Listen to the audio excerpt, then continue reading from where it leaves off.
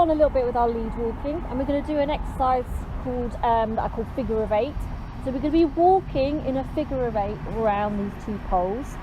Now you can use anything you've got available to you at home. You could just use some upside down plant pots, or if when you're out on your walks you could just use a couple of different environmental markers like tree stumps or something like that.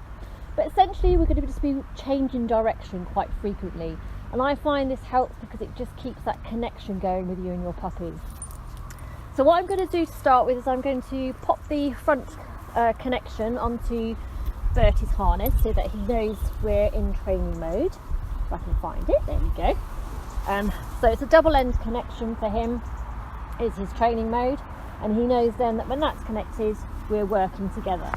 Okay, so I want to make sure that he's in the right position to start with, and I'm just going to reinforce that position. He hasn't really worked with me that much in lead walking, so we're just going to reinforce that position a few times first.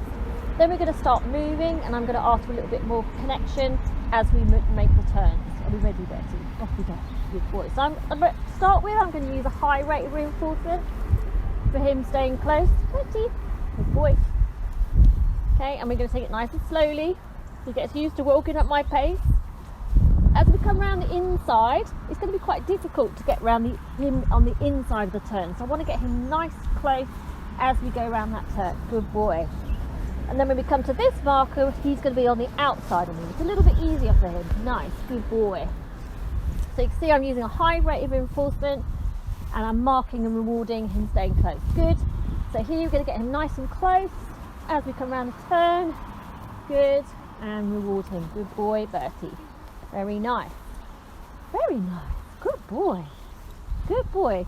And all I'm going to start doing as I keep completing my figure of 8 is I'm going to use less and less rewards each time. Good boy. So the first one I probably rewarded 8 times. Now I'm going to perhaps reward 6 times. And then the next one I'll probably reward 4 times.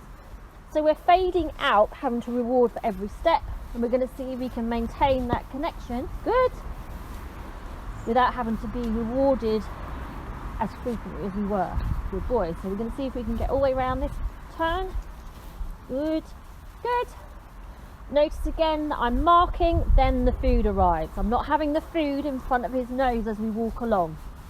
Okay, he's got to do the behaviour first. Good. Mark, then the food comes out of the treat pouch. Good boy. You can use your reflex to name or a little kissy noise to keep them connected. Good. Reward. Good boy.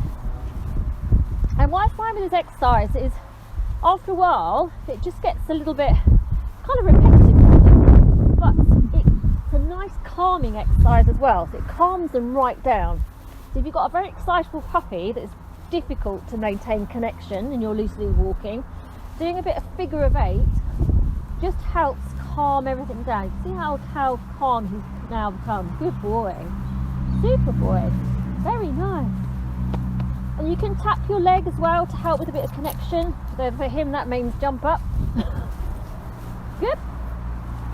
So we're going to see if we can do the whole figure of 8 now without having to reward.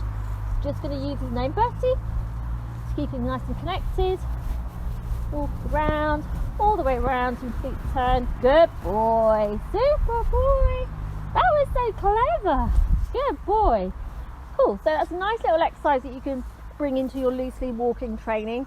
It's also really good, as I said, for calming puppies down. So if they're very excited, just doing a little bit of figure of 8 just helps with that calming. So have a little go at that, and we'll see you next time.